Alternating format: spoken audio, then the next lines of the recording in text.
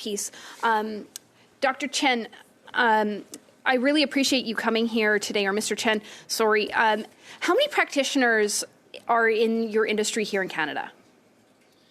I have in my report Ontario about 2,700 acupuncturists and Chinese medicine practitioner.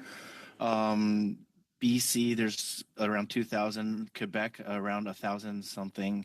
Across Canada, as I said, in the job bank, there's around 60,000 practitioners are caring for Canadians. So 60,000 across this country depend on natural health products to be able to conduct their business and care for Canadians. So what is the economics? What is the economic impact of this business in Canada? I don't have the exact amount, how much the economic impact, but 60,000, that's not including the farmers. That in Chinese medicine, we really emphasize on eating where you live. So a lot of us purchase products locally. You know, you have to eat where you. So Canadian farmers will be affected. Ginseng farmers, herbal farmers. These are all people that are directly or indirectly affected in Canada. Do you believe that the policies that have been put forward by this Liberal government will have an impact on the day-to-day operation of these practitioners and these farmers? Oh, yes, definitely. So what will happen is, you know, so when they come in to see a consultation, when I prescribe these herbs, they're going to see, okay, it used to cost $5 or $7 or $10. Now it's going to cost $50, $100 for a bottle that would last you maybe two weeks. So now it's a financial burden. Also, you know, the Vanessa's law, it's Vanessa law is based on a pharmaceutical model. So it's based on a high risk product, not with a low you know, like prescription drugs. So these risk profile is very important. So when you're doing a product profiling, it's not your pepper, what we prescribe, pepper, ginseng, or onions are not the same as warfarin or you know, nicotine or these kind of products. It's not the same. Thank you. Thank you. That's your time. Next, Mr. Moore, please, for 5 minutes. Thank you, Mr. Chair. Mr. Chen, we had the Minister of Health here some time ago, and we were talking about the mobility of those that are small business owners, those that are in the natural health field. He seemed to minimize the impact of this legislation and not recognize the impact perhaps on the Canadian economy of, as you pointed out in your comments, Chinese medicine practitioners, 66,000, virtually all of which represent what we would call a small business in Canada. Can you speak a bit to how investment could flow out of our country and to other jurisdictions where there is even less regulation and less safety should this bill not pass?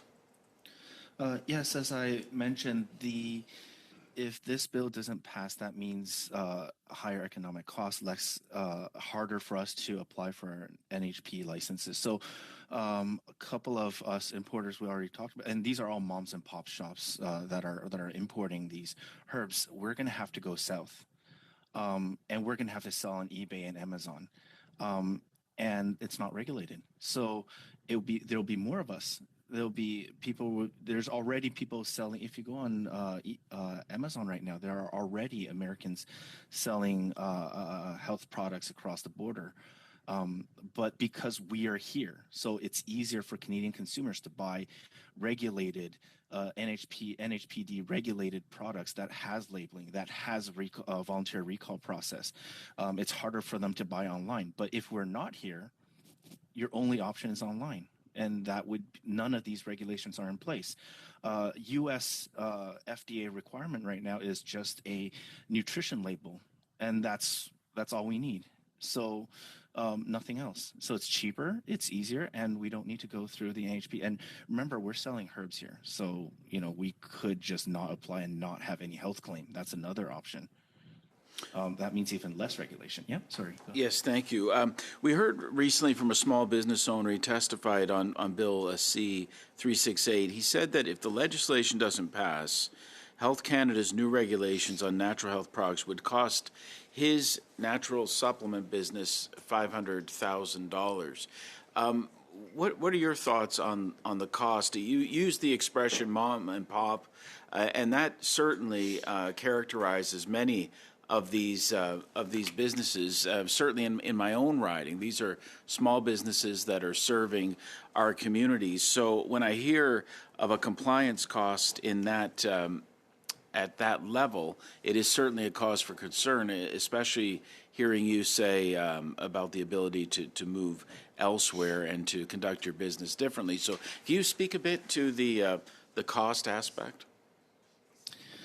Yeah, so most of us, we keep around 1,000 licenses. We don't import 1,000 different type of products, but that's because there are different practitioners and they need different things. So when they ask for something, we would try to get it to them within the month or two. But we would have that license ready because it takes about 3 months to half a year to prepare that license. So most of us have a license ready to that. And that's where all the costs come from, is for us to be ready for required products that we might or might not use. That would drive up to 50,000. Having 1,000 licenses, you're looking at 100,000 just to upkeep for a license that you might or might not use. Okay. As obviously, that would have a profound impact on a mom and pop type of small business.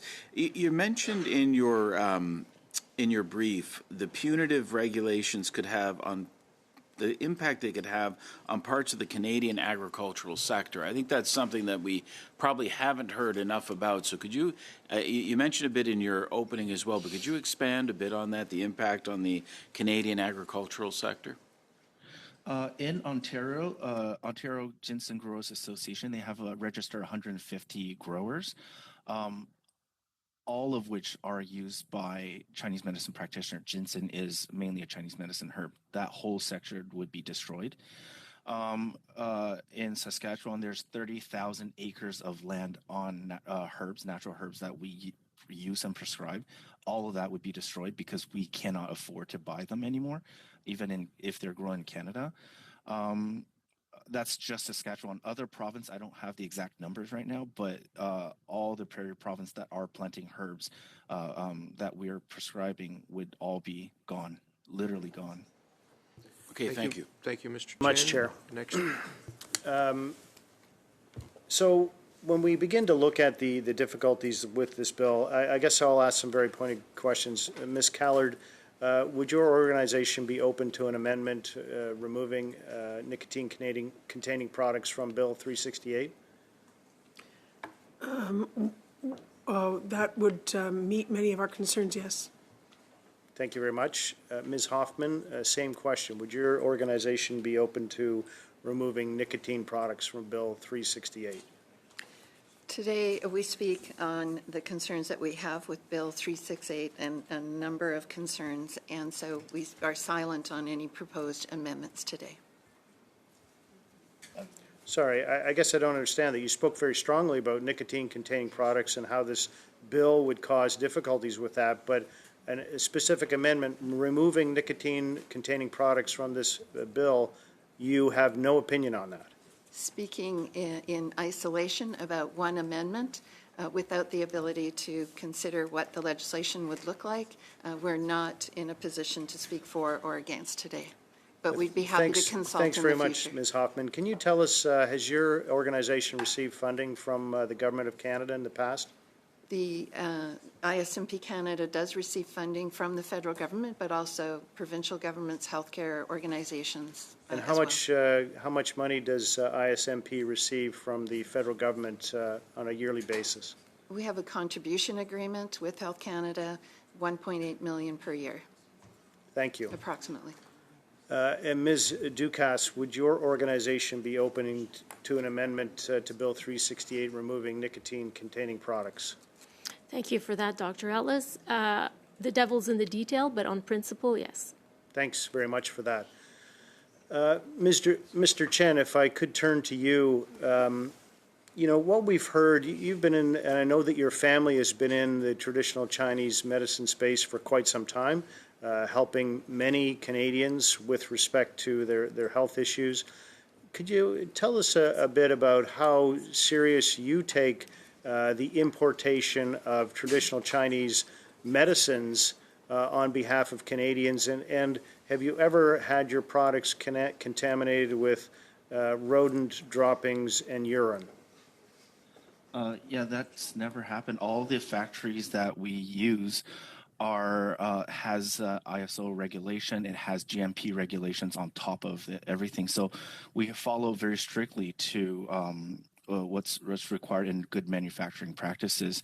We also have in every batch that we require heavy metal testing, pesticide testing, microbial testing. So that's for my company. I think most companies, when we apply for NHP, it's required that we submit these information. So existing regulations require us, and that's why Canadian existing MPN regulations are envy. And when people ask me, I actually referred a couple of manufacturers to come to Canada to apply for NPN, and we actually export Canadian licensed products to other countries because they envy the regulations that we had, without making it difficult for us to become. Right?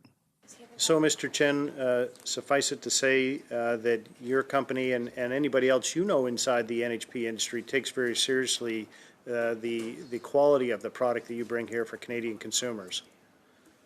Yes, I use the product myself, so it's important that we guarantee, well, we can't say guarantee, but we ensure that the Canadian public is safe from our product. And that's why we could sell it as food product, but we want to do better. And that's what everyone in this industry is trying to do, is that we could sell it as food with just a food license, but we want to do better, and that's why we apply for NHP licenses.